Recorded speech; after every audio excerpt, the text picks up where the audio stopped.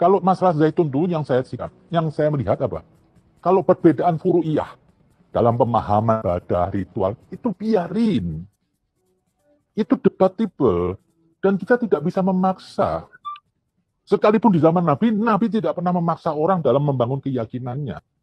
Mau cara ibadah kayak apa? Tidak bisa. Nabi itu mensikapi hukum, menetapkan suatu hukum, apabila itu hukum melanggar hukum universal yang merugikan orang lain. Kalau dalam keyakinan, Nabi tidak boleh. Tetap harus pakai pencerahan. Tidak bisa. Jadi jangan cepat-cepat lah mengutarakan sesat. Capek negeri ini kalau terus ribut agama terus.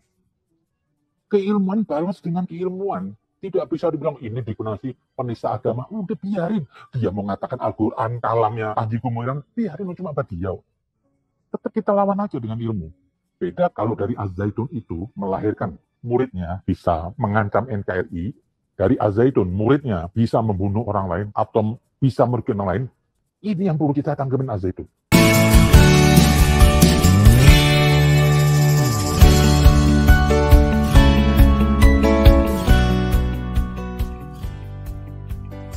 Shalom sahabat gereja YouTube dan kesaksian rohani.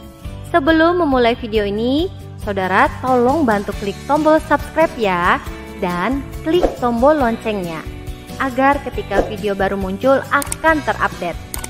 Dukung channel ini untuk 1 juta subscribe dan terus memuliakan nama Tuhan Yesus di media sosial, khususnya YouTube.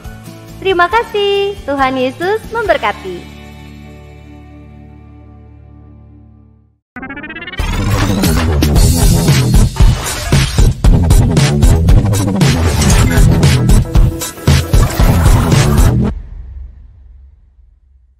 Mau gitu kira-kira kan. Bahkan ada yang mengatakan Yesus bukan juru selamat. Yesus itu katanya lebih rendah dari bukan siapa-siapa ya. Yesus itu hanyalah manusia sempurna yang diberikan kuasa oleh Bapa. Macam-macam ajaran-ajaran begitu, tapi ya kita cukup ya, kita bantah dengan dalil, kita sampaikan ya. Kalau dia mau bertobat, puji Tuhan. Kalau dia mau tetap tersesat, ya terkutuklah orang yang memberitakan Injil yang lain, kata firman Tuhan. Ya, terkutuklah. Bahkan malaikat sekalipun kalau datang memberitakan Injil yang berbeda, yang mengatakan Yesus bukan Tuhan dan Juru Selamat, wah binasalah Anda. Walaupun Anda mengatakan hamba Tuhan besar, banyak pengikut-pengikut yang fanatik, ya ketika ada yang mengkritik, kalau mereka nggak sanggup terima kritik, ya berani mengeluarkan pernyataan. Tapi ketika dikritik, kejang-kejang. Ya, ketika dikritik mulai kepanasan kesurupan. Santai aja, ya. Kalau Anda berani mengeluarkan pernyataan, harus siap dikritik. Ya, kritik itu wajar kawan-kawan. Dan Anda harus siap mempertahankan argumen Anda. Ya, sama dengan Al-Zaitun. Ketika Al-Zaitun berani mengeluarkan pernyataan, ya, cara-cara, mereka juga berani kok, ya, untuk berargumen dengan kalian. Ya, cuma persoalannya kan, ketika pemerintah sudah ikut campur, Mahfud MD ikut campur, mulai memblokir ya rekening-rekening dari Al-Zaitun yang digunakan untuk ya kegiatan-kegiatan di Al-Zaitun. Ini kan miris negara kita ini. Ya, makanya saya setuju sekali ya kata Habib Kribo ini ya. Ini menurut saya perlu Anda viralkan ini kawan-kawan ya. Perlu Anda viralkan ini. Kita saksikan lagi ya bagaimana pernyataan dari Habib Kribo yang kali ini. Kalau masalah zaitun dulu yang saya melihat apa? Kalau perbedaan furu'iyah dalam pemahaman ibadah ritual itu biarin. Itu debatable dan kita tidak bisa memaksa. Sekalipun di zaman Nabi, Nabi tidak pernah memaksa orang dalam membangun keyakinannya. Nah, bayangkan Nabi aja gak memaksa, ngapain MUI harus paksa-paksa? Ya, ngapain sobat harus paksa-paksa? Ya kan? Mengatakan bahwa Al-Zaitun itu sudah sesat dan sebagainya. Ngapain si Bahar ingin merobohkan Al-Zaitun? Emangnya dia kira hebat dia? Kalau Bahar itu beraninya cuma karena apa ya? Hanya karena banyak ya pengikutnya yang kalau cuma sendiri one by one lawan Al-Zaitun ya mampus lu. Ya, ini luar biasa ya. Maksudnya pemikiran-pemikiran seperti Habib Kribo ini yang perlu dikembangkan di negara ini supaya negara ini maju gitu loh. Mau cara ibadah kayak apa? Tidak bisa. Nabi itu mensikapi hukum, menetapkan suatu hukum, apabila itu hukum melanggar hukum universal yang merugikan orang lain. Kalau dalam keyakinan, Nabi nggak boleh, tetap harus pakai pencerahan. Nggak bisa. Jadi jangan cepat-cepat lah mengutarakan sesat. Capek negeri ini kalau terus ribut agama terus. Keilmuan balance dengan keilmuan. Tidak bisa dibilang ini. Ini keilmuan. Makanya saya katakan tadi, kecuali tadi, ya Panji Gumilang sudah menolak, masih mengaku Islam tapi menolak Muhammad sebagai nabi, ya ya mungkin itu perlulah untuk dikatakan sesat atau keluar dari Islam. Ini Panji Gumilang masih kok mengakui Islam sebagai agamanya, Muhammad sebagai nabinya, ya seperti di dalam kekristenan, ya. Kalau mereka sudah menolak Yesus sebagai Tuhan dan Juru Selamat, ya itu sesat namanya. Itu bisa kita bilang sesat. Ya karena firman Tuhan sudah jelas mengatakan juga demikian. Ya kalau selagi hanya beda ibadahnya, ada yang tepuk tangan, ada yang tidak tepuk tangan, ya kan? Ada yang bersorak-sorai, ada yang sadu. Itu cuma style gaya ibadah. Gak usah mau terlalu sensitif. Ada yang percik, ada yang selam. Ya udah masing-masing aja. Itu hal yang menurut saya selagi dia masih mempercayai, ya, Allah Tritunggal, mempercayai Yesus sebagai Tuhan dan Juru Selamat, ya udahlah, ya nggak usah mau terlalu pusing dengan gaya-gaya ibadah gitu kan, santai aja. Ini kalau saya mau tangkap beginilah kira-kira ya pemikiran dari Habib Kribo ini ya. Nasi penista agama, udah biarin. Dia mau mengatakan Al-Quran, kalamnya Panji Gumilang, biarin cuma beliau. Tetap kita lawan aja dengan ilmu. Beda kalau dari Az-Zaitun itu melahirkan muridnya bisa mengancam NKRI, dari Az-Zaitun muridnya bisa membunuh orang lain atau bisa merugikan orang lain, ini yang perlu kita tanggapi Az-Zaitun. Ya betul, ini baru mantap. Ya seperti Abu Bakar Ba'asyir itu, seharusnya itu yang harus ditanggapi oleh MUI dan Mahfud MD, yang harus ditanggapi oleh Somad, yang harus ditanggapi oleh siapa itu Bahar. Tapi kan Somad juga kan otaknya sama dengan si sama Abu Bakar Ba'asyir, ya sama-sama ingin menjadikan Indonesia negara khilafah, ya pantaslah mereka saling mendukung ya. Ya, gimana nih MUI? Kalau memang MUI cinta NKRI, kenapa itu pos pesantrennya Ba'asyir itu nggak disegel, nggak dipersoalkan, nggak diributkan? Giliran Al-Zaitun yang bekerja, yang membangun bangsa ini dengan dunia pendidikan yang bela negara, yang cinta NKRI, malah kalian peributkan. Tapi ketika Ba'asyir keluar-keluar tentang Indonesia harus khilafah, mengakui dirinya adalah teroris, ya, kok kalian diam saja?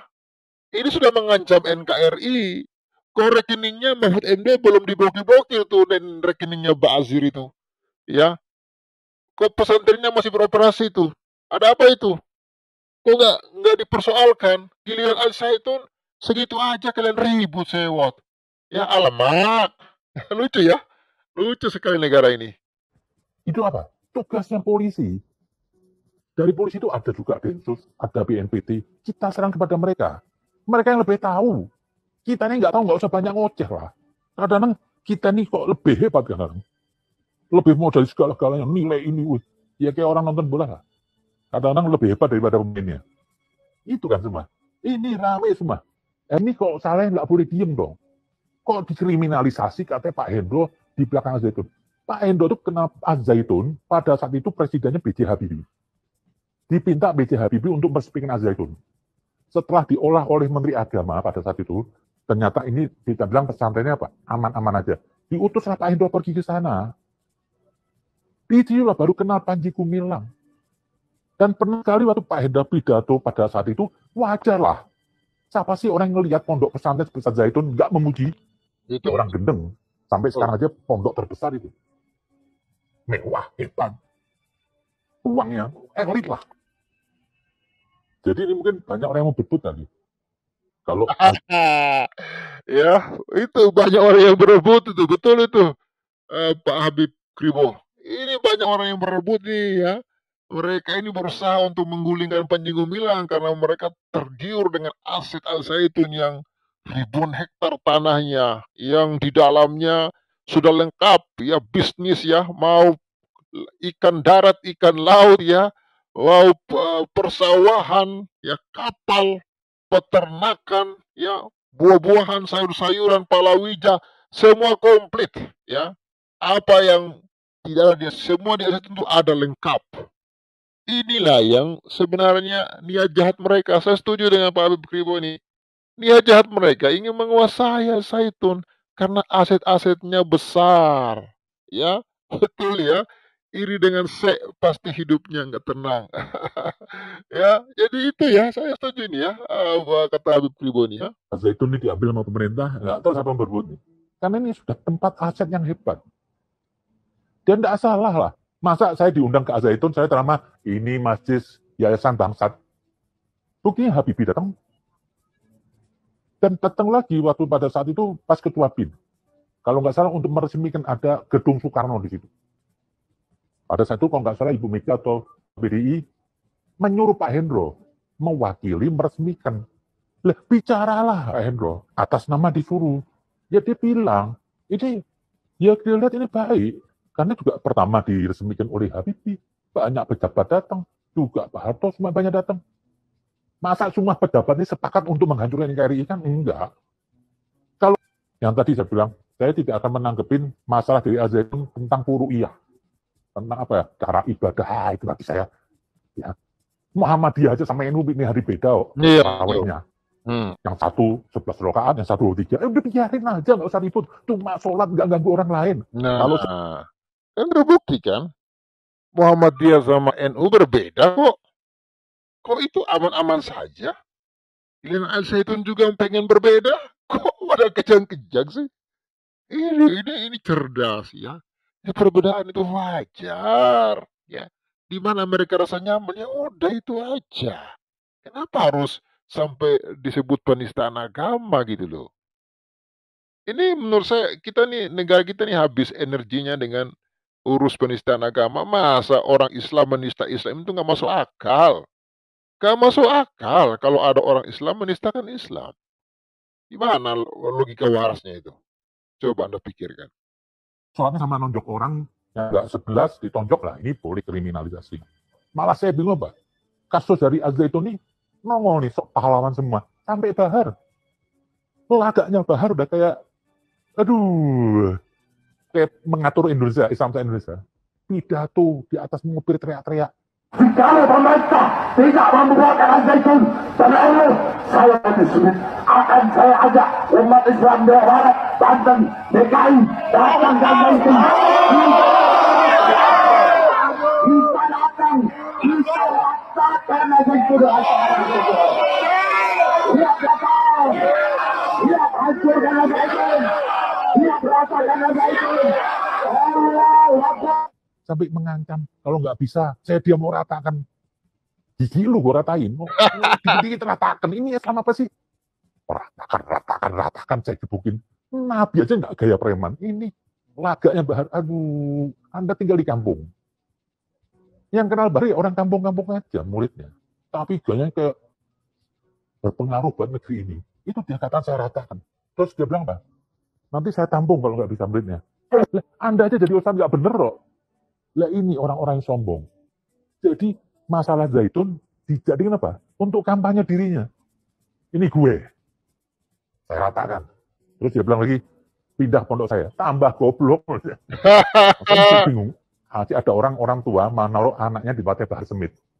Itu anak gede jadi apa nggak mau. Nah, ini seharusnya pondok-pondok seperti Bahar ini yang harus dievaluasi sama Mahfud MD, sama Mendagri, sama Menteri Pendidikan ya, atau Menteri Agama, sama MUI.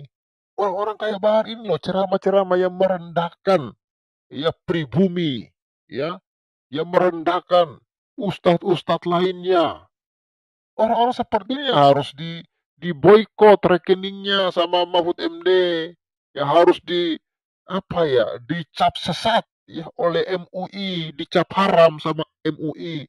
Malah Panji Gumilang yang luar biasa ya membangun bangsa ini dengan dahsyat, kok malah kalian persekusi seperti itu. Ini benar nggak waras ya, nggak waras betul ini. Bahar aja nggak punya ilmu. Bahasa aja nggak bisa. Ya, Ini menarik kawan-kawan ya. Apa yang dikatakan oleh Habib Kribo ini menurut saya sebuah kecerdasan ya. Yang seharusnya MUI, Mahfud MD malulah. Malu ya. Terlalu apa ya? Apa namanya itu? Gimana sih? Terlalu kaku, terlalu gegabah gitu ya. Terlalu nggak cerdas lah, nggak waras lah menurut saya. Sampai rekeningnya diblokir ya, sampai dicap sesat ya. Katanya nggak boleh anak-anak sekolah di Indramayu, di Al Zaitun Indramayu. Tapi lihat tuh, orang-orang model Bahar gitu, kalian dia mana berani MUI sama Bahar Smith, mana berani MUI sama si Rizik Sihab, mana berani MUI itu sama si uh, Abu Bakar Basir itu, nggak berani ya. Nggak berani, karena apa? Satu server. Ya, diduga ini satu server mereka ini. Mereka ini sesama gitu loh. Makanya mereka sama-sama musuh Al Zaitun. Ya, sama-sama ingin menghancurkan Al Zaitun. Mereka ini satu server kawan-kawan. Jadi mereka saling mendukung satu sama lainnya. Nggak ada yang berani untuk apa namanya memberikan teguran kepada Abu Bakar Basir dan fanbase-nya, kepada uh, Bahar Smith, ketika Bahar Smith memaki-maki ya para ulama-ulama Nusantara ini. Di mana ya ketika Arab Yaman ini mengatakan Indonesia ini budak mereka, mengatakan sebagai bangsa monyet, ya di mana mereka? Kenapa mereka diam? Karena mereka satu server ingin menghancurkan NKRI, ingin menghancurkan budaya Nusantara. Makanya MUI juga mengeluarkan fatwa melarang joget mau mere. Waduh, itu kan penghinaan terhadap orang-orang NTT. Ya, mau mere kan dari NTT itu. Jogetnya itu kan joget Nusantara itu kawan-kawan ya. Itu kreasi budaya anak bangsa yang luar biasa luhur. Tapi diharamkan. Artinya apa? Ini usaha ingin menghancurkan bangsa, menghancurkan budaya. Yang begini kok Mahfud MD juga diam, nggak berani tegur MUI. Ada apa ini? Hah? Apa maksudnya ini semua kawan-kawan? Oke, kita sudah kehadiran saudara kita Sabarindo Miki. Salam waras Bung Sabarindo. Silakan komentarnya Bung Sabarindo, mencerdaskan. Salam kumur-kumur. Horas, mau juang. Horas, horas. Waduh, seru ya. Seru. Gimana? Abu Basir itu tidak dipatwa, tidak kasih fatwa ya. Iya. Lalu yang satu lagi, Papen lihat itu yang mengatakan Anies Baswedan adalah Imam Mahdi. Ah, betul, ada juga itu. Ada juga videonya itu, iya betul. Ayo. Ada ulama yang mengatakan begitu itu. Itu tafsirannya bagaimana itu? Menyimpang nggak itu? Mengatakan Anies Baswedan adalah Imam Mahdi. Termasuk itu adalah wali 10. Setelah wali 10. Iya, saya potong. Saya yakin MUI tidak akan memberikan fatwa kepada mereka karena mereka satu server ingin memenangkan Anies jadi presiden. Nah, iya, maksudku kalau kita berbicara tentang kesesatan, ini sesat enggak ini? Mengatakan Anies Baswedan sebagai Imam Mahdi. Benar nggak? Oke. Lalu saya buatlah satu analogi, Papel. Papel kan mendirikan gereja, tentu orang Kristen kan? Nah, iya. Di dalam kekristenan ada PGI kan? Oke. Lalu adalah kita sebut fatwa dari PGI mengatakan sesat dengan 10 kriteria. Iya. Iya, silakan Musa Urindo. Putus tadi. Lebih kuat. Kata-kata kitab suci atau kata-kata fatwa dari PGI, kira-kira.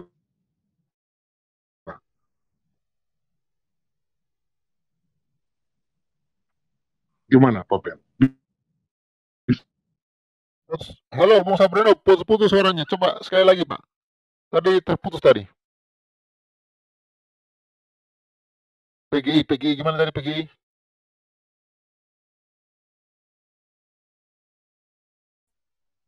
Halo Bung Sabarindo.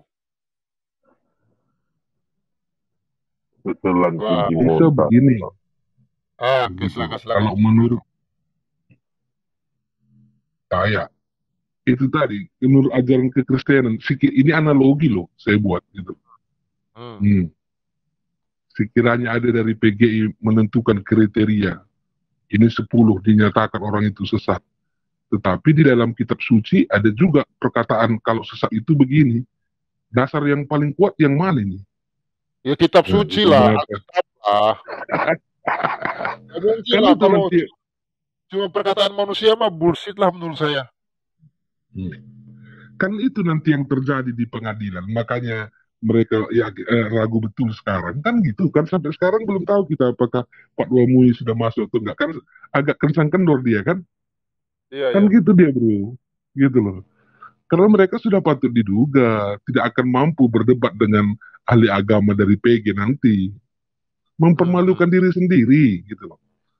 Siapa ahlinya nanti yang mau dinaikkan? Coba. Itu kan nanti kelihatan.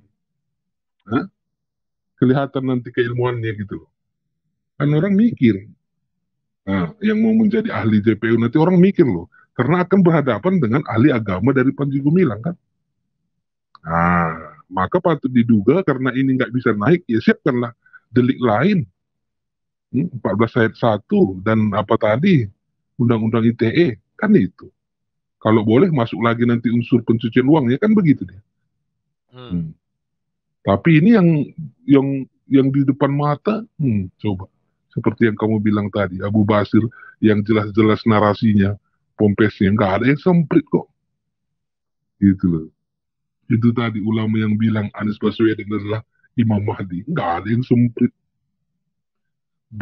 Sejak kapan Bahar ada keilmuannya? Pernahkah kamu lihat dia seminar? Pernahkah kamu lihat dia bedah Al-Quran, hadis, kitab fikih atau kitab kuning? Wah, ada. Yang ada cuma ceramahnya nanti sedikit mengutip judulnya, setelah itu caci maki, perang. Itu yang ada, ratakan Al-Zaitun. Apa yang mau diratakan? Macam punya nenek moyangnya aja negara ini. Gitu. Aku pingin loh, nggak usah dulu sama Panji Gumilang lah, sama santrinya Al-Zaitun aja lah. Coba dulu debat dulu Bahar ini. Masalah Al-Quran ini, coba lah. Pernahkah? Nggak ada bro. Lalu dia ngaku 12 tahun dia sekolah mondok di Manado, di Al-Herat, lalu 7 tahun di Jawa, 19 tahun. Mungkinkah orang yang 19 tahun mondok ilmuannya seperti itu? Aneh, gitu. Dan siapa yang berani mengatakan dia itu 19 tahun? Di mana dari kapan sampai kapan? Dia umurnya kelahiran 85 loh. Masuk ke Jakarta tahun berapa? Bisa dihitung kan? Lalu dia bilang juga dia 11 kali masuk penjara, mana? Lalu rela keluar masuk kembali penjara untuk bela bangsa. Enggak, dia masuk penjara gara-gara kriminal. Gara-gara pukuli santri. Kan selalu saya bilang itu jalan kebencian. Lengkap kok datanya. Dan sekarang yang aneh itu, kasusnya sampai detik ini belum jelas. Sudah 3 bulan bro. Kasus penembakan. Gitu. Saya selalu tantang Polri ini. Anda takut mungkin sama Bahar. Gitu. Aneh. Gak jelas statusnya. Hasil visum juga sampai detik ini belum diumumkan. Kacau itu. Gitu. Nah, itu. Iya. Jadi baik kepolisian MUI gitu. Nah, kan Fapel juga kayaknya tahu loh. Hasil BNPT itu yang mengatakan 195 pompes terindikasi radikalisme. Nggak ada. 200-an iya. Berapa itu? 195. Oh iya kita. Tapi menurut siapa namanya mantan ketua PBNU itu, menurut Kiai Agil Sirot lebih malah, gitu loh. Kalau menurut dia, tapi itu tidak pernah ditelusuri sama MUI, gitu. Kan nggak pernah bro, gitu loh. Nggak pernah. Malah MUI marah itu. Iya, ditambah lagi 13 santri yang dilecehkan itu. Yang pelakunya jelas-jelas dihukum mati, naik banding pun tidak diterima, tetap hukuman mati. Nggak ada yang peduli tentang Pompes itu. Itu pelecehan loh, jelas-jelas loh fakta. Pelakunya didakwa hukuman mati loh. Naik banding pun nggak diterima, tetap hukuman mati.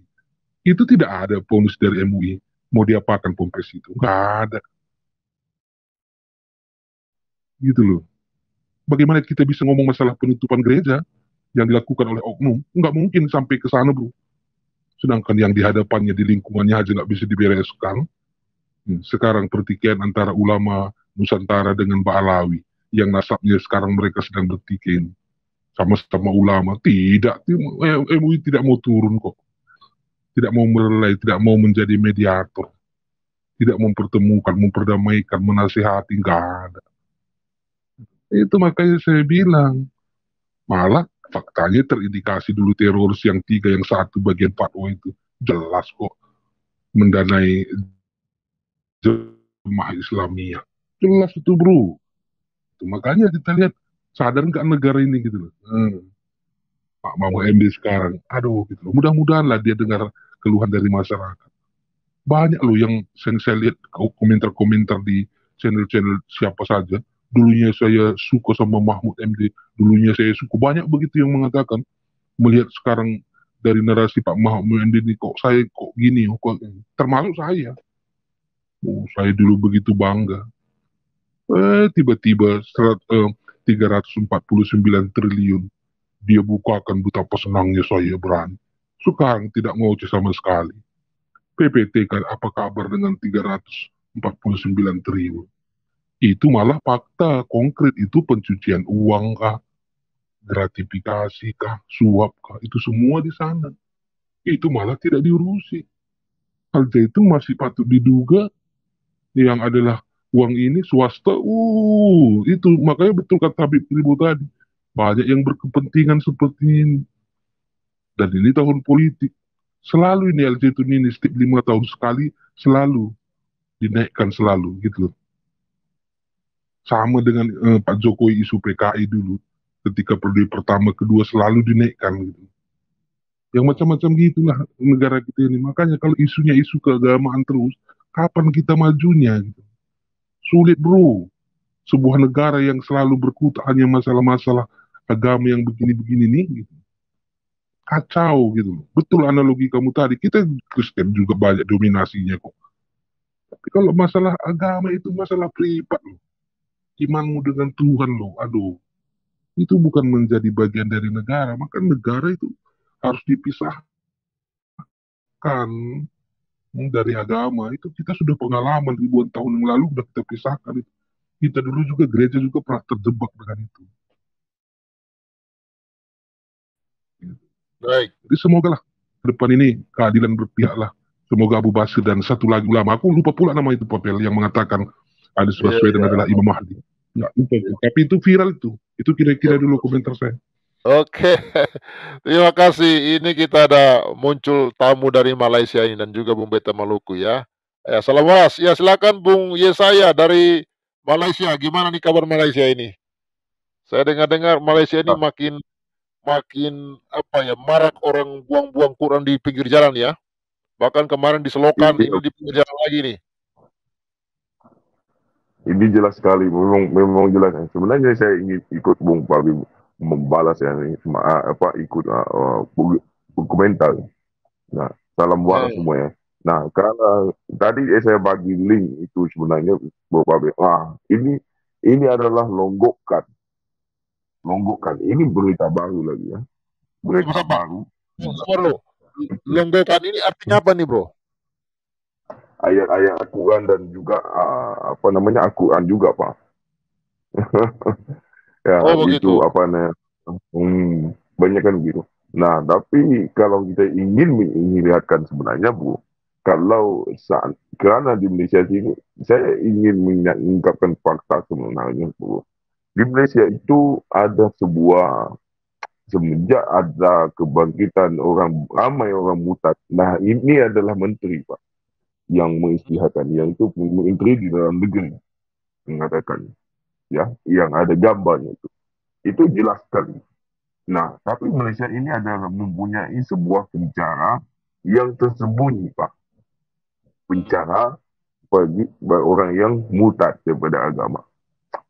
Dan saya belum dapat lagi info daripada teman-teman lagi, nanti mungkin juga untuk informasi untuk keselamatan beliau yang telah keluar daripada penjara itu, yang dicabut kukunya, dipasang semuanya untuk menyatakan dia kembali kepada Islam. Nah, tapi itu sangat sadis sekali, Pak. Dia direndam dan sampai tapi dia tidak bisa mati. Itulah kekuatan Tuhan yang memberikan anugerah kepada beliau, dan saya belum mengesahkan itu karena ada faktor untuk keselamatan juga, semuanya untuk dia ya, gitu. Dan itu yang gambar lagi satu itu pun sama juga, Pak, yang last sekali, tepi sekali. Satu media MY itu kan Malaysia, media satu Malaysia itu daripada Malaysia. Itu jelas, itu memang jelas sekali, Pak. Nah, namun kalau sekarang kalau kita melihat sebenarnya kalau ingin saya menanggapi apa yang terjadi di Indonesia sekarang, kalau saya melihat Pak Panji Gumilang adalah pro perdamaian, pro kebebasan, dan pro kemerdekaan. Itu yang saya melihat. Namun saya melihat ada satu sisi ketua ini pro perampokan, pro memecah belah, dan pro cebu. Di situ saya melihat. Nah, ini sangat dikecam sekali ya. Kalau di sini memang sangat dikecam sebuah katanya institusi. Nah, namun saya ingat dengan apa kata Pak Panji Gumilang, mengatakan MUI memang bukan Tuhan. Nah, namun di sebaliknya, MUI sebetulnya seperti menabi yang mendapatkan wahyu untuk senang-senang gampang mengatakan ini sesat, itu sesat.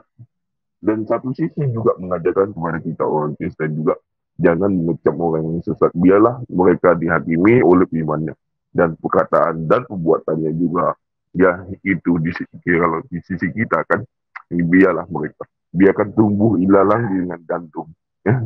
Nah, kita tahu dan kita orang zaman sekarang bukan orang senang diperbudakkan dengan hanya ikutan, hanya iman-imanan, ya. Kita kalau orang yang iman saja tanpa memiliki adalah iman tanpa perbuatan dan juga tanpa pendidikan, itu adalah iman yang cetek, bukan omong kosong tapi agak cetek. Tapi kita tidak memiliki hal yang benar. Nah, dan yang kedua, kalau saya melihat mereka saya melihat adalah ada video potongan yang mengatakan Panji Gumilang itu komunis. Ya, sangat tidak waras lah mendapatkan berita yang tidak sepenuhnya dengan sahih kalau di bahasa Indonesia itu lalu dikatakan itu benar. Ditambah oleh sebuah media TV yang dinamakan TV One. Dan saya ingat melihat juga TV One ini adalah memain peranan menebarkan hoak, memprovokasi keadaan. Nah, itu yang saya ingatkan. Saya harap Bapak Panji Gumilang diberkahi Tuhan dan dijamah Tuhan dengan lebih baik lah. Dan kedamaian akan datang bila ada Panji Gumilang ini sebagai, saya berharap juga dia menjadi gubernur Indonesia yang akan datang. Demikian Pak. Baik. Salam waras. Ya, salam waras. Nanti ada hal yang mau saya tanyakan kepada Bung saya ya, tapi sebelumnya kita kasih dulu kesempatan Bung Beta Maluku Channel. Salam waras Bung Beta. Salam waras Pak Fafel, selamat malam. Selamat malam. Salam waras Maluku ini. Salam kenal Pak. Salam kenal Pak. Semua salam kenal. Ya, ini saya ingin menyampaikan sedikit apa yang saya ikuti ya terkait MUI dan Al Zaitun. Ini udah jelas-jelas Pak Pavel bahwa ini adalah konspirasi MUI dan Menko Polhukam, Pak. Siapapun yang terkait di dalam kelompok mereka nanti satu persatu bisa diteliti lah, bisa ketahuan. Tapi saya mau bahas dulu masalah negara ya, dari sisi negara. Karena jabatan Mahfud MD ini atau yang ada yang komen di YouTube itu sebagai Mahfud muka dua. Lucu juga tuh. Ya. Nah, kita lihat jabatannya dulu nih, Pak. Menko Polhukam. Berdasarkan peraturan Presiden nomor 73 tahun 2020, Kementerian Koordinator Bidang Politik Hukum dan Keamanan atau Menko Polhukam itu mempunyai tugas menyelenggarakan koordinasi, sinkronisasi, dan pengendalian urusan kementerian dalam penyelenggaraan pemerintah di bidang politik, hukum, dan keamanan. Nah, itu udah jelas tuh ya tugasnya apa, pengertian dari Polhukam ya, kementerian. Kemudian tugasnya nih, tugasnya Menko Polhukam diantaranya yaitu pemetaan, pencegahan, dan penanggulangan konflik sosial. Pemetaan isu, permasalahan, dan fenomena pemilu pilkada yang akan dilakukan serentak 2024 di daerah. Pencegahan dan penanggulangan intoleransi, radikalisme, dan terorisme di tengah masyarakat. Kemudian juga penguatan nilai-nilai Pancasila di tengah-tengah masyarakat. Nah, kalau lihat dari dua kalimat di atas tadi, kemudian kita lihat dari apa yang sudah dilakukan Mahfud muka dua, ini lebih malah bertentangan dari tugas kewenangannya dia dalam menyikapi kasus Panji Gumilang. Artinya dia terlibat tapi dia tidak mengantisipasi kelompok radikal seperti si Bahar Smith yang tampil. Dan dia tidak mencoba untuk mencegah atau menangani. Jadi bagian dari troublemaker sendiri si Mahfud MD ini. Di lain sisi seakan-akan dia menjalankan tugas dengan menghakimi Al-Zaitun. Tapi di sisi lain dia memberikan peluang untuk kelompok radikal ini tampil. Iya kan?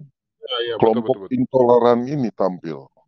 Nah, di sini ya, Pak. Jadi kalau kita bisa analisa lebih mendalam, konspirasi atau persekongkolan jahat yang dilakukan oleh MUI dan Mahfud muka dua ini, ya, ini bisa dianalisa simpel oleh anak yang baru baca tulis, Pak. Anak kecil pun bisa lihat bahwa ini aksi kebusukan. Entah apa maksud tujuannya nanti pasti terbongkar pada ujungnya. Nah, tinggal bagaimana masyarakat luas cerdas melihatnya. Nah, karena posisi Menko Polhukam adalah posisi penting sebagai negara, tapi yang dilakukan oleh Mahfud muka dua ini berseberangan, tidak mengayomi semua masyarakat untuk ketertiban, untuk pencegahan agar kelompok-kelompok intoleran tidak tampil.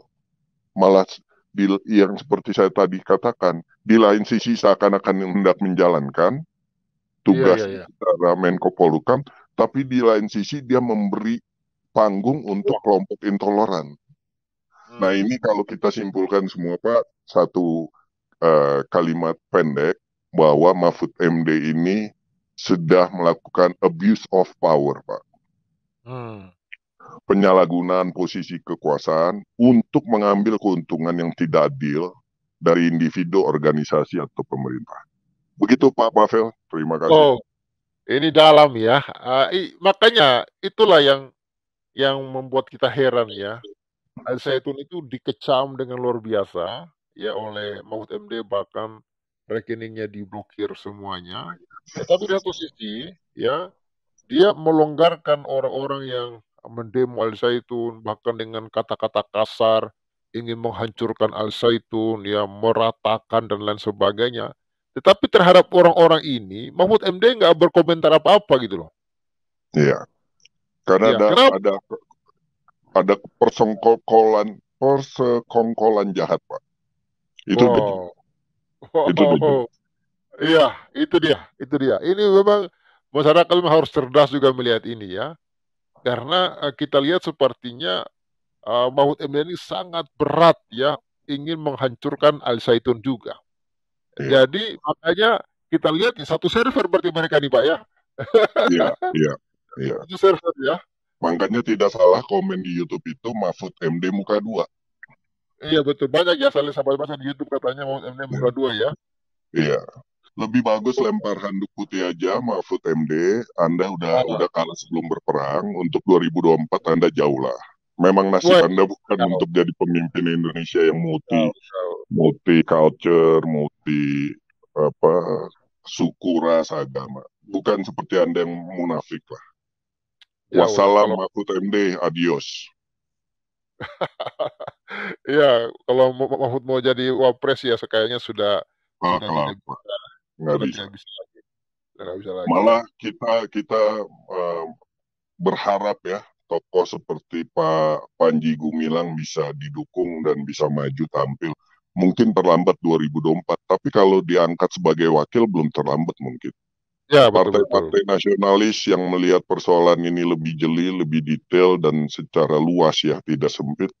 Mungkin malah kesempatan untuk memperbaiki Indonesia 2024 ini mendekati Pak Panji Gumilang, kemudian digandeng untuk maju di 2024 mungkin sebagai wakil presiden Republik Indonesia ke depan yang akan lebih bagus Pak. Karena dia sudah memberi contoh di skop kampus yang relatif kecil dibandingkan Indonesia, tapi produktivitasnya, pendidikan, kesejahteraan, kecerdasan murid-muridnya, kita bisa lihat, perhatikan Pak. Nggak usah yang muluk-muluk Pak, kita bisa lihat. Jadi mungkin itu partai semacam Golkar, PSI, ya kalau Megawati dengan PDIP-nya saya udah ragu besar lah, karena terjepit dengan kepentingan. Tapi kita masih lihat ada PSI, mungkin Hartarto ya, Golkar ya, bisa mendekati Panji Gumilang, ya kan, dengan tokoh-tokoh nasional yang punya visi misi untuk perbaikan Indonesia. Ada satu contoh sosok yang sudah terbukti dalam skop kecil, tapi berefek nasional, yaitu Pak Panji Gumilang untuk digandeng sebagai Wapres 2024. Betul. Atau gini Pak, setidak-tidaknya nanti dia bisa Menteri Agama atau Menteri Pendidikan lah. Kalau Menteri Pendidikan kan memang dia sudah terbukti dengan Al Zaitunnya. Itu luar biasa sih menurut saya itu. Iya, tapi kalau Menteri Agama jangan Pak. Malah saya punya pandangan agama dihapuskan Pak. Kementeriannya dihapus, nggak perlu. Kita bicara negara sebagai negara Pancasila, tidak perlu ada ideologi agama dimasukkan ke dalam salah satu politik negara lewat departemen, nggak perlu Pak. Kita lebih mensejahterakan lebih bagus secara sekuler lah. Kita agama, kita lihat aja dengan contoh kasus MUI dan Al Zaitun ini, itu satu agama ribut. Iya betul. Kayak gini. Artinya hal kecil apapun agama bisa jadi masalah. Dan agak sulit dalam penegakan hukum yang berkeadilan begitu bicara agama. Tapi kalau bicara sekuler, kita tidak melihat agama, salah kita tindak hukum. Jadi memang udah nggak perlu lagi Departemen Agama, kolom agama di KTP, ya kan? Itu sumber-sumber diskriminasi, sumber-sumber perpecahan dan kemunduran, Pak. Ya tinggal akademisi silakanlah diuji lah apa ya, benar atau enggak. Iya. Keren. Betul. Ini keren ya. Maksud saya memang kadang-kadang memang agama ini seharusnya membuat dunia aman, tidak kacau. Justru kekacauan ini sumbernya justru agama ya. Bahkan terbaru ya Habib Kibo mengatakan ya sumber perpecahan agama di Indonesia ini katanya MUI justru. Ini ngeri juga ya. Ngeri juga ini ya. Iya. Ya, suka itu fakta loh Pak. Iya fakta ya. Iya. Tapi kalau kita bicara negara, apa terus kita mau ditunggangi oleh agama dengan persoalannya seperti ini Pak? Kita bukannya maju mundur. Negara lain udah bicara mengenai Mars, bagaimana mobil terbang, ya kan?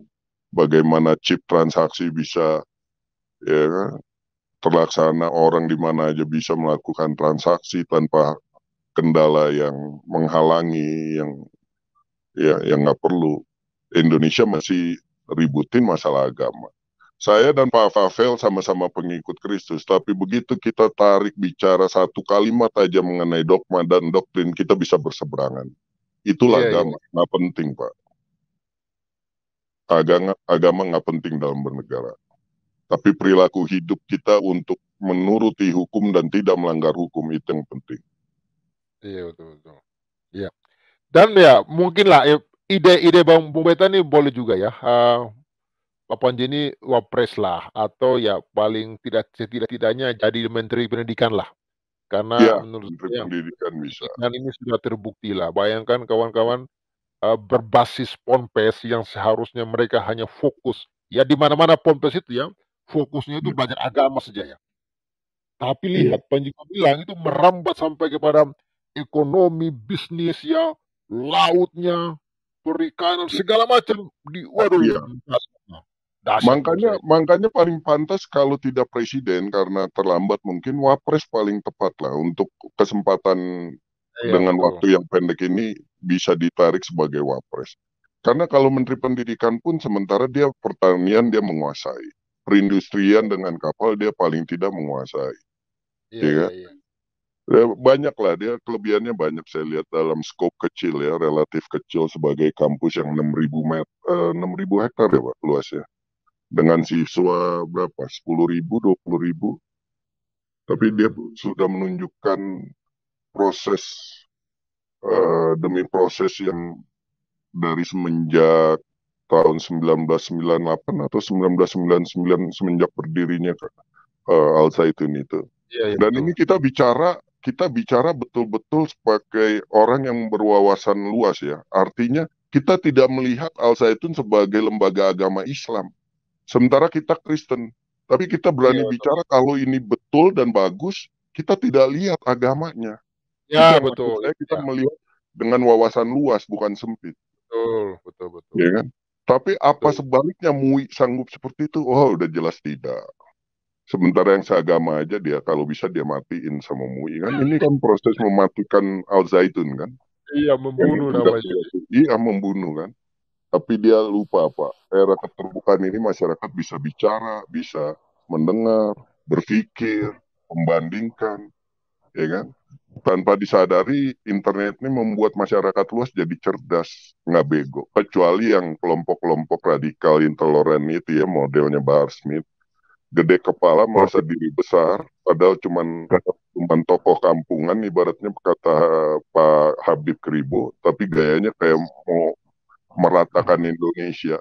Nggak usah jauh-jauh, keluar aja dikit dari Jakarta ke Jawa Tengah, mungkin digibas orang. Atau ke Dayak. Yang udah jelas-jelas Zulkarnain pernah ditolak kan di Dayak ke Kalimantan. Coba aja, main yang jauhan dikit. Betul. Kalau bagi saya yang paling saya lihat ya seorang Panji Gumilang ini adalah memegang sifat yang pro damai. Itu yang bagi sangat penting bagi satu sebuah negara. Dan pro damai ini dia adalah orang yang bebas dan terbuka pikirannya.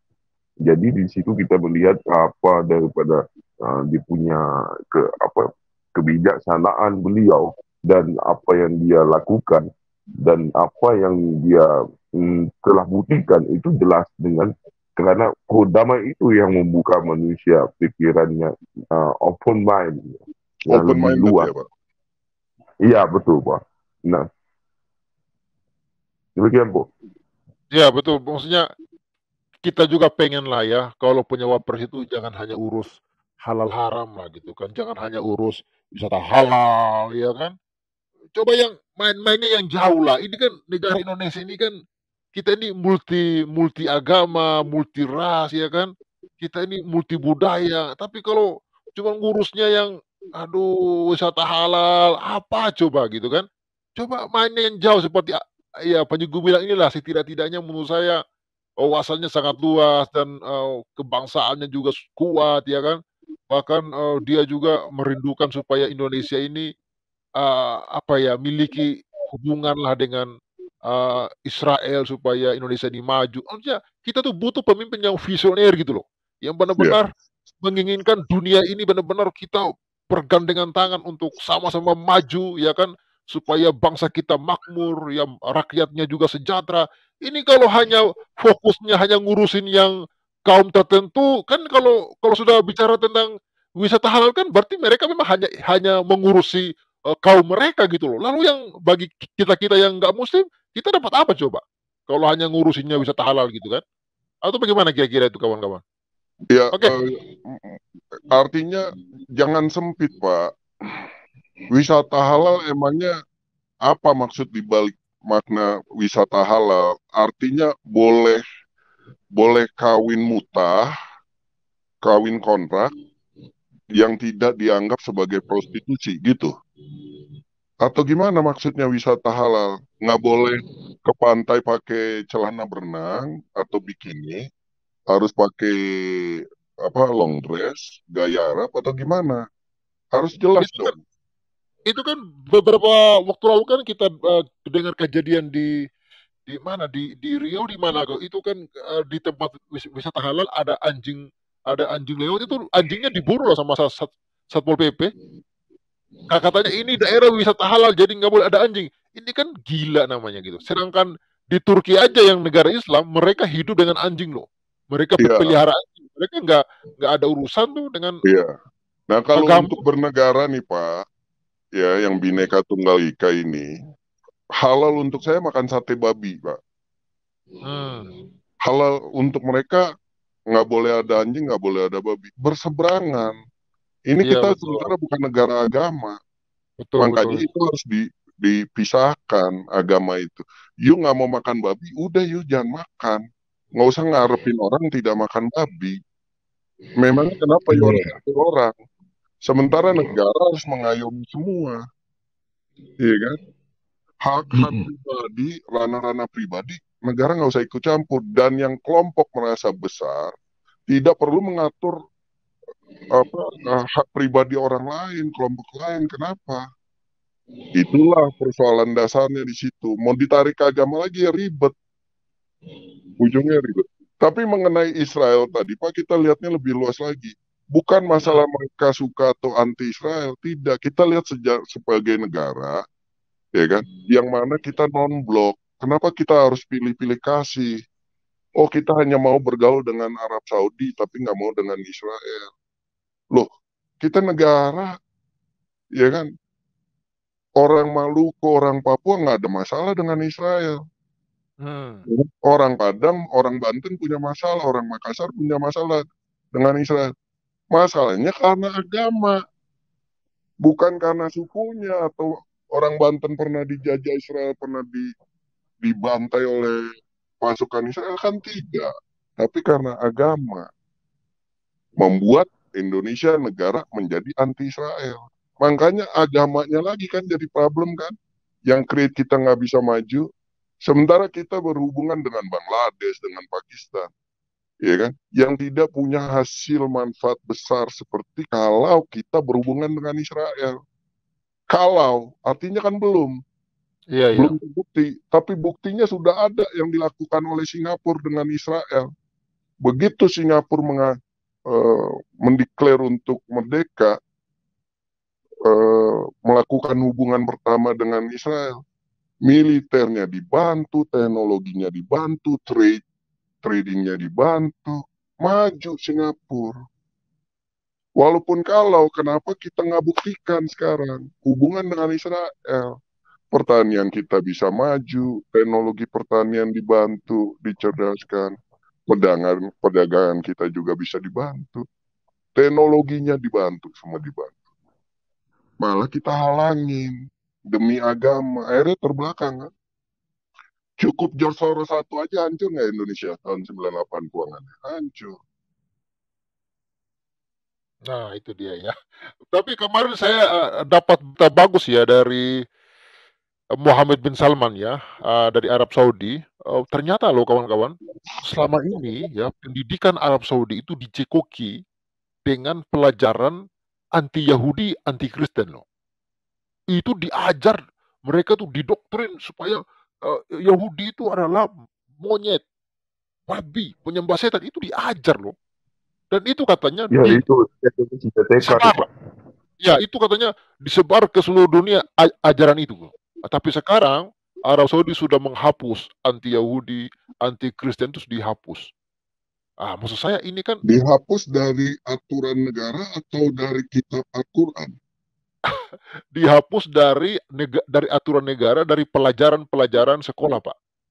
Dari pendidikan, dari dunia pendidikan. Artinya apa?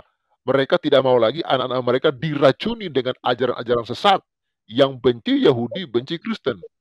Gitu loh, Pak. Iya. Tapi yang menjadi dilema adalah, bukankah ya, saya kayaknya pernah dengar gitu, atau bukan pernah baca, katanya Yahudi itu dikutuk jadi monyet tuh di dalam ajaran. Saya dengar kesaksian, iya, saya dengar kesaksiannya Christian Prince itu ada di dalam Quran dan hadisnya, atau hadisnya, saya nggak tahu lah. Pokoknya di dalam kitab mereka lah, entah hadis atau Quran. Berarti gini, secara tidak langsung, sekarang Arab Saudi menolak ayat itu, berarti ajaran itu tanpa sadar ya. Itu dia. Atau sadar. Yang jelas begini, saudara Popel. Tahan dulu, Bung. Saya mau ucapkan terima kasih dulu ya kepada Bung Rosman Bawars ya, yang sudah memberikan super sticker $50. Thank you. Oke, terima kasih. Ya, silakan. Yang jelas Arab sudah jauh lebih maju, sudah lebih sekuler. Jilbab tidak diwajibkan, perempuan sudah bisa nyetir. Itu tadi larangan untuk berdiskusi tentang Yahudi dan lain sebagainya sudah dicabut, dan bahkan sudah silakan gitu loh. Perdamaian itu sudah mulai digalakkan di sana. Itu sudah terang-terangan pemerintahan Arab gitu. Nah, lalu sekarang tadi kamu bilang ada wisata halal, itu kejadiannya di Sumut itu tempo hari kan gitu. Ya, betul. Dan itu masyarakat marah semua, sep babi gitu loh. Apaan gitu loh, mau di Danau Toba mau disterilkan dengan babi, nggak bisa. Karena itu daerah Batak jauh sebelum ada Kristen, Islam, agama-agama ini, adat sudah memakai itu sebagai sumber bahan makanan kalau ada pesta dan makanan harian gitu loh. Itu makanan kebanggaan, sebelum ada agama sudah gitu. Kok malah tiba-tiba yang datang di kemudian hari mengatur pula kebijaksanaan lokal. Dan lagi kan sudah ada rumah makan muslim. Ya silahkan, kalau tidak mau memakan daging babi atau daging anjing atau apa, silahkan ke rumah makan muslim, ada kok di seputar Danau Toba dan lain sebagainya. Dan kalau kalian pergi ke Medan, ke Padang Bulan, itu BPK tersebar di sudut manapun. Kalau perlu restorannya tidak ada yang bisa melarang, karena BPK itu makanan nenek moyang. Iya, Pak, kalau bisa kasih Pak, restoran-restoran di sana untuk kasih papan di depannya makanan non halal. Biar Islam jangan datang. Iya, Bang. Di Medan silakan gitu loh. Di Medan itu jelas, Bang, pamfletnya jelas kok, BPK, dan orang tahu semua itu babi panggang karo. Gitu loh. Atau halal untuk umat Kristen. Restoran halal untuk umat Kristen. Jadi biar yang Muslim jangan masuk. Kalau ketakutan Muslim masuk terus nggak tahu dia pesan main makan, salah dia. Tapi kalau udah ada tulisan restoran halal khusus untuk Kristen, babi panggang, jangan disalahin. Kan semua pilihan. Ya betul. Dan itu per kilometer itu, Pak, di kota Medan itu. Apalagi di Padang Bulan. Wah, itu jaraknya ramai sekali, di pinggir jalan semua. Aromanya itu kalau kita bakar ya tersebar. Ya kalau nggak mau makan jangan masuk gitu. Jelas besar kok dibuat di situ. BPK gitu loh. Jelas. Dan orang seluruh Sumatera Utara tahu kalau kepanjangan BPK itu babi panggang karo. Salah sendiri dong kalau masuk. Gitu. Iya kan? Kenapa pula mempermasalahkan itu satu. Lalu yang paling Bang Papel, ini saya dengar malah dinaikkan ini, kayaknya ada di tempat lain saya dengar Pak Mahmud MD kayaknya di LP kan 5 triliun kayak. Waduh. Kalau Anwar Abbas 1 triliun kayaknya dia 5. Coba nanti kita lihat kayaknya informasi terbaru ada saya dengar di channel tertentu lagi dibahas ini. Kan itu Ya, dan betul. itu memang sangat gimana ini dibahas.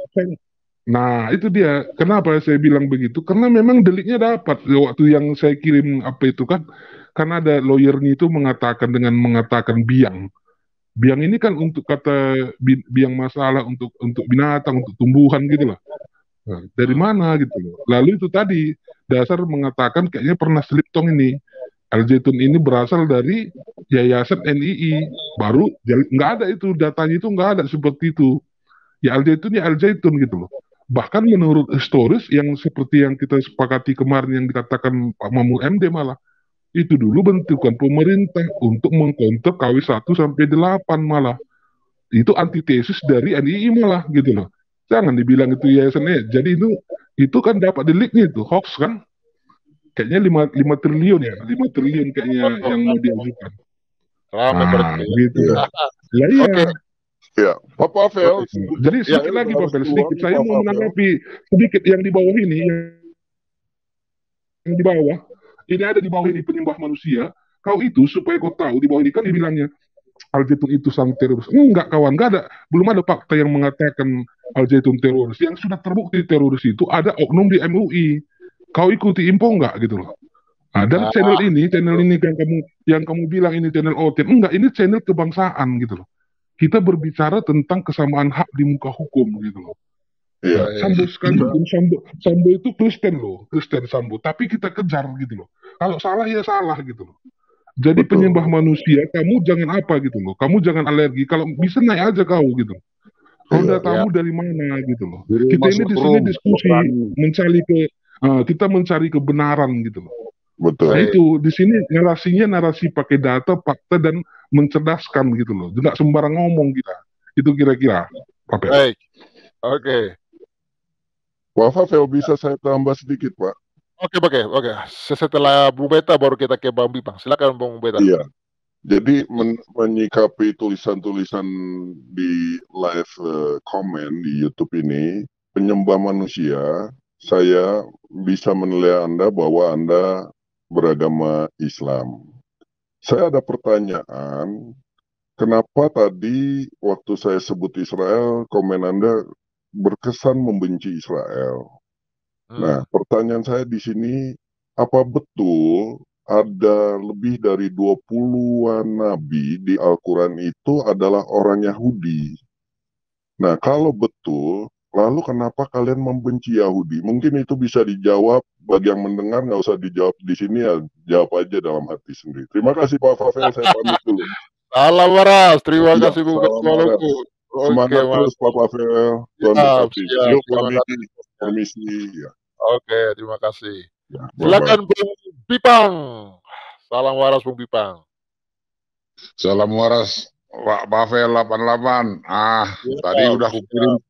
Tadi udah kukirim kolekte ya Pak untuk pembangunan gereja.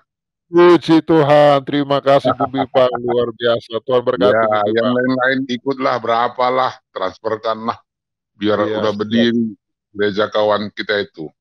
Ya, ini ya kawan-kawan ya, yang mau support kawan-kawan bisa salurkan ya lewat BRI 521045 7365532 atau BCA 7921 328528. Terima kasih semuanya. Lanjut Bu Bipang. Baik. Jadi menindaklanjuti yang tadi Pak, kalau teman-teman kita ini yang masih berpikiran sempit ini ya kurang piknik kayaknya. Di kota Kairo itu berkeliaran anjing Pak. Semua orang pelihara anjing, nggak masalah kok. Ya, kemudian ya kepada yang mengatakan tadi channel OTN, ini bukan channel OTN, ini channel NKRI Pancasila. Kita itu memperjuangkan tegaknya NKRI berdasarkan Pancasila. Ya, dan kalau kita yang benar katakan benar. Kenapa kita selalu mendukung Panji Gumilang? Karena dia toleransinya luar biasa. Dan dia visioner ke depan. Itu kira-kira pandangan dari saya. Sehingga ya kepada tadi disebutkan bahwa sudah mulai ada yang melaporkan Menko itu ke apa ya, kelihatannya begitu, deliknya kena seperti kita bilang Pak Sabarindo tadi.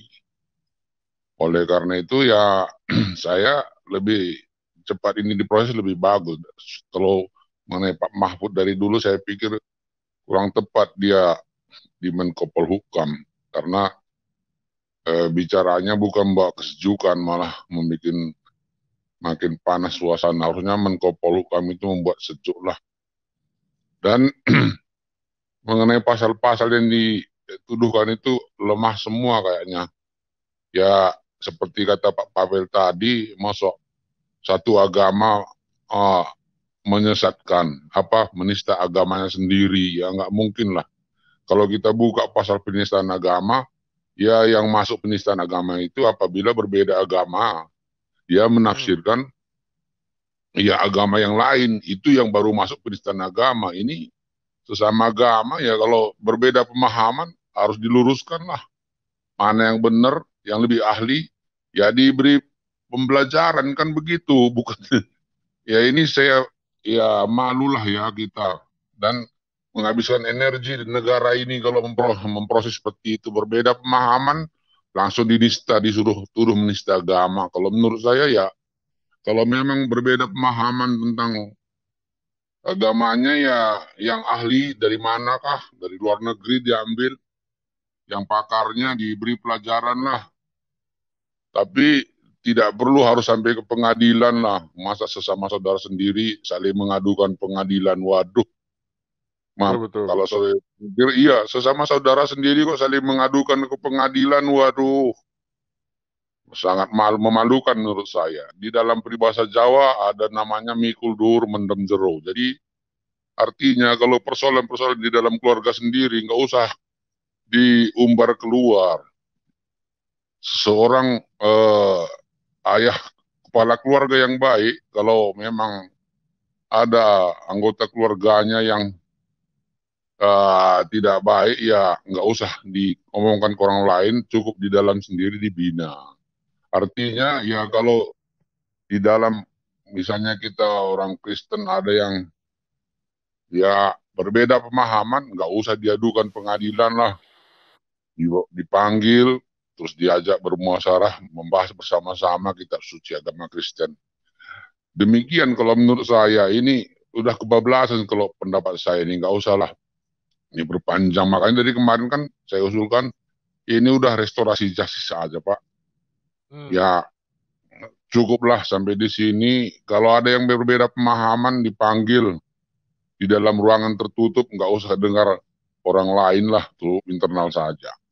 Kalau saran saya demikian Pak, karena ini tahun politik, lebih bagus kita mengarah ke sana ya daripada membicarakan hal seperti ini yang ya bukan apa ya. Ya saya pikir masih bisa diselesaikan di internal lah. Begitu kira-kira usulan saya Pak Pavel. Semoga didengar para penguasa ini. Terima kasih Pak. Memang Bung Bipang seyogianya seperti itu. Tapi persoalannya banyak manusia-manusia serakah, Bung Bipang. Manusia-manusia serakah ini ingin menguasai Al-Zaitun.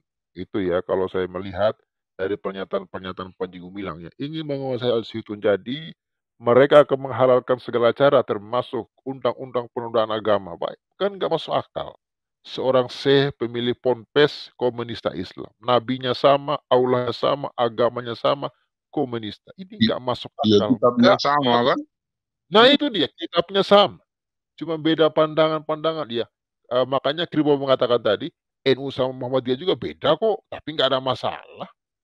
Yang gini-gini ini, makanya ini memang dugaan Kribo ini memang orang yang serakah ada di balik ini, yang ingin menguasai Al-Zaitun dengan segala materi kekayaan yang di situ. Jadi memang itulah kalau kita sudah ketemu dengan orang-orang serakah, maka segala hal mereka akan halalkan. Itu ya berbahayanya. Oke, saya ada pertanyaan kepada Bung Yesaya ya. Nanti kita sambung lagi ke Bung Sabarindo Miki juga.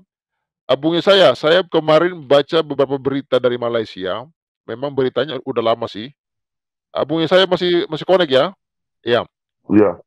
Ya, saya baca berita kemarin dari Malaysia, tapi beritanya sudah lama.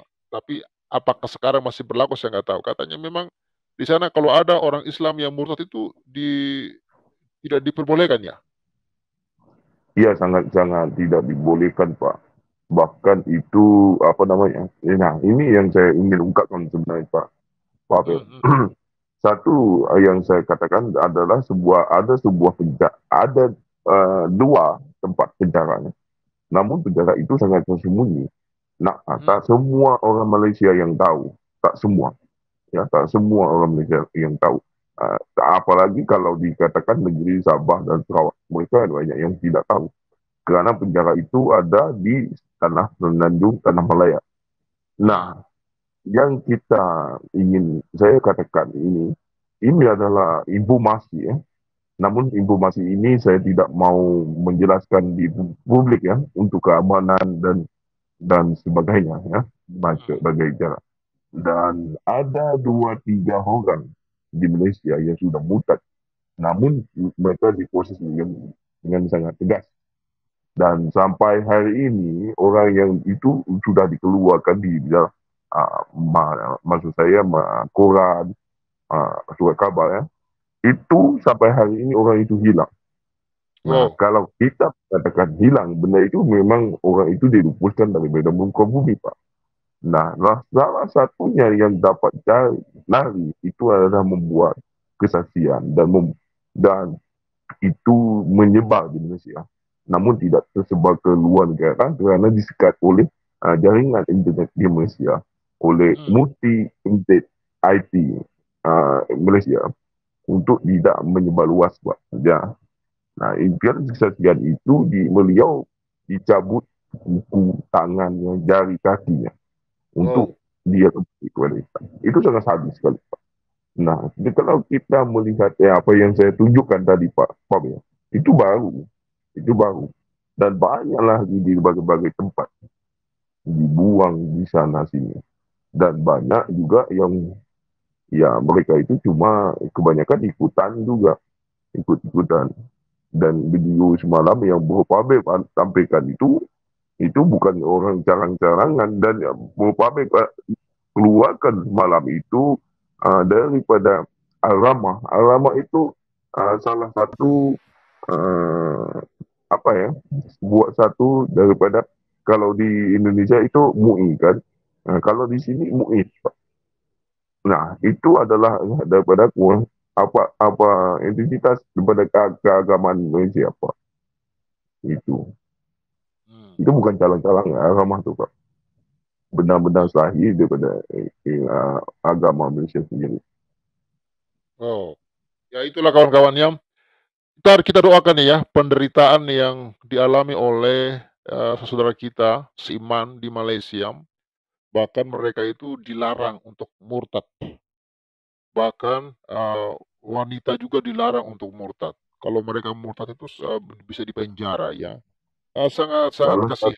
Ini aja, anak kepada haji itu sudah beberapa kali mohon untuk menukarkan nama beliau untuk menjadi kepada agama Kristen. Bahkan bukan hanya Kristen, kepada ada agama Hindu. Sampai sekarang mereka tidak akan dapat, Pak. Nah, mereka mendapat di Singapura saja, Pak. Demikian. Tapi kalau untuk informasi teman-teman di Indonesia, kalau di Singapura, Melayu itu bukan semua Islam, kan? Bukan semua Islam. Maka dengan itu kalau buka ada laman webnya, Melayu bukan Islam di Singapura. Itu ada Melayu yang Kristen di Singapura, Pak. Gitu. Baik. Bahkan sekarang tinggal 5% aja di Singapura. Baik. Terima kasih. Jadi